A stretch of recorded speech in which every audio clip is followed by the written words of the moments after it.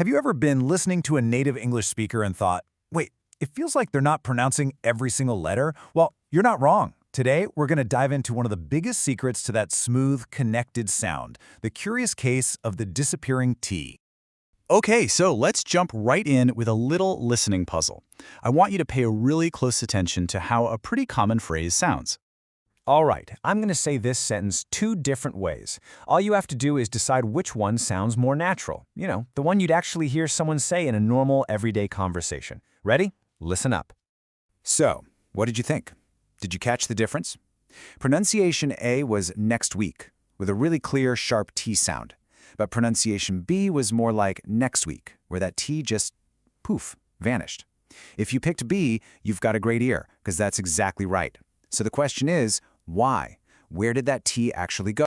Now, this isn't some kind of mistake or people being lazy with their speech. Nope. It's actually a well-known feature of the language, and it has a name. It's something native British English speakers do constantly to make everything flow better. The official term for this is elision, and it's really just the process of dropping a sound so you don't get all tongue-tied. It just makes your speech faster, smoother, and honestly, a lot easier to say. And I really want to drive this point home. When you do this, you're not being lazy or speaking incorrectly. You're actually tapping into a natural feature of fluent, connected English. You're just making your speech more efficient, exactly like a native speaker would. Okay, so here's the million-dollar question. How do you know when it's okay to do this? Because you can't just go around dropping the letter T whenever you feel like it. But don't worry, there's actually a very simple rule to follow. Let's break it down. So here it is, the key takeaway. The T sound tends to disappear when it gets stuck right in the middle of two other consonant sounds. It's like it's being squished out of the word. And this is a perfect way to picture it. Just think of it like a consonant sandwich. So if you've got a word that ends in a consonant sound plus a T, like the ST in last, and then the very next word starts with another consonant sound, like the N in night, that poor little T in the middle just gets squeezed out to make things easier. Let's look at a few of these. Try saying next week really fast. It's a bit clunky, right? Your mouth is doing a whole gymnastics routine. It's just so much easier and faster to say next week. And it's the same thing for last night or must be. Your mouth is smart. It's always looking for the most efficient way to get from one sound to the next. Okay, you get the rule, but knowing the theory is one thing. Now we have to put it into practice. This is where you're going to really start to feel the difference in your own speech. Let's try saying a few of these, first slowly, and then we'll speed it up to a more natural pace. Let's go back to our first example. First, say it out loud super clearly, hitting every single sound. I'll see you next week. Okay. Now, let's do it again, but faster. Let it flow and drop that T. Try it with me. I'll see you next week. See how smooth that is? Here we go again. Let's do it slowly first. I saw him last night. Good. Now, let's make it natural. Let the words connect. I saw him last night. Go on, give it a shot. You can feel how much easier that is to say, right?